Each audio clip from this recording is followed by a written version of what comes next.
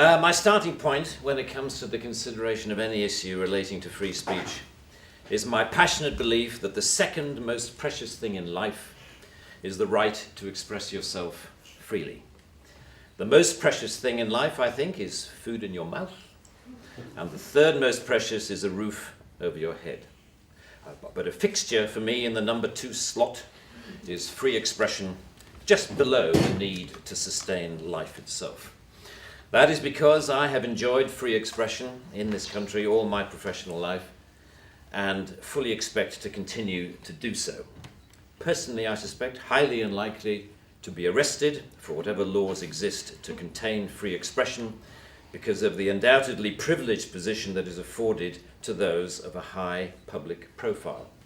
So my concerns are less for myself and more for those more vulnerable because of their lower profile. Like the man arrested in Oxford for calling a police horse gay, or the teenager arrested for calling the Church of Scientology a cult, or the cafe owner arrested for displaying passages from the Bible on a TV screen. When I heard of some of these more ludicrous offences and charges, I remembered that I had been here before in a fictional context.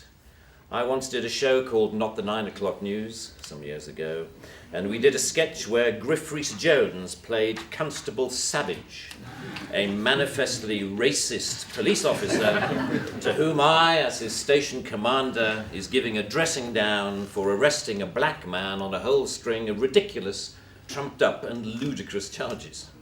The charges for which Constable Savage arrested Mr. Winston Kadogo of 55 Mercer Road were these: walking on the cracks in the pavement, walking in a loud shirt in a built-up area during the hours of darkness, and one of my favourites, walking around all over the place.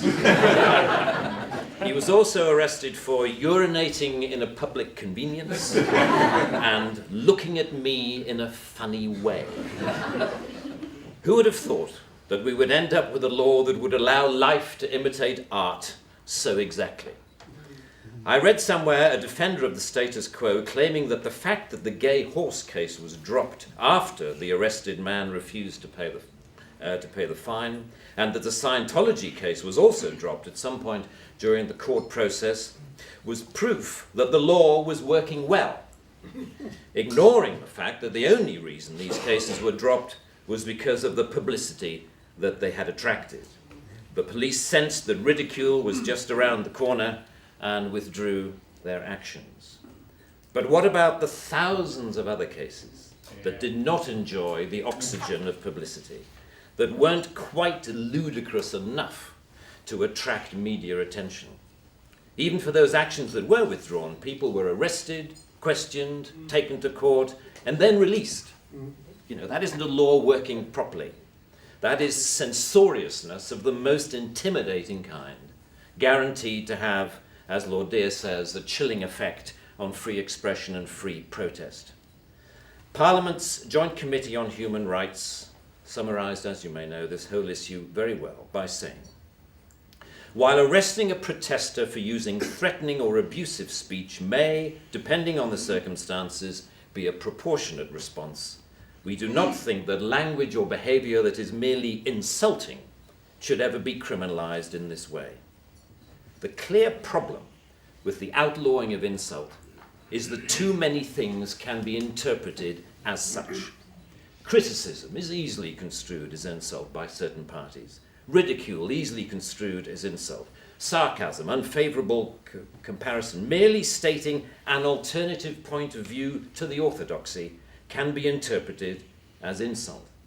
And because so many things can be interpreted as insult, it is hardly surprising that so many things have been, as the examples I talked about earlier show.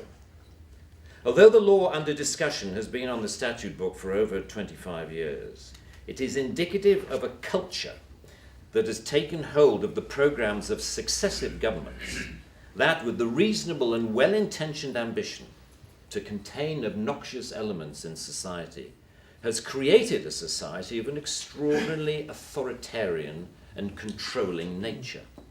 It is what you might call the new intolerance, a new but intense desire to gag uncomfortable voices of dissent. I am not intolerant, say many people, say many softly spoken, highly educated, liberal-minded people. I'm only intolerant of intolerance. And people tend to nod sagely and say, oh yes, wise words, wise words. And yet if you think about this supposedly inarguable statement for longer than 5 seconds, you realize that all it is advocating is the replacement of one kind of intolerance with another, which to me doesn't represent any kind of progress at all. Underlying prejudices, injustices, or resentments are not addressed by arresting people. They are addressed by the issues being aired, argued, and dealt with, preferably outside the legal process. For me, the best way to increase society's resistance to insulting or offensive speech is to allow a lot more of it. As with childhood diseases, you can better resist those germs to which you have been exposed. We need to build our immunity to taking offense so that we can deal with the issues that perfectly justified criticism can raise. Our priority should be to deal with the message, not the messenger. As President Obama said in an address to the United Nations only a month or so ago, laudable efforts to restrict speech can become a tool to silence critics or oppress minorities. The strongest weapon against hateful speech is not repression, it is more speech. And that's the essence of my thesis, more speech. If we want a robust society, we need more robust dialogue, and that must include the right to insult or to offend.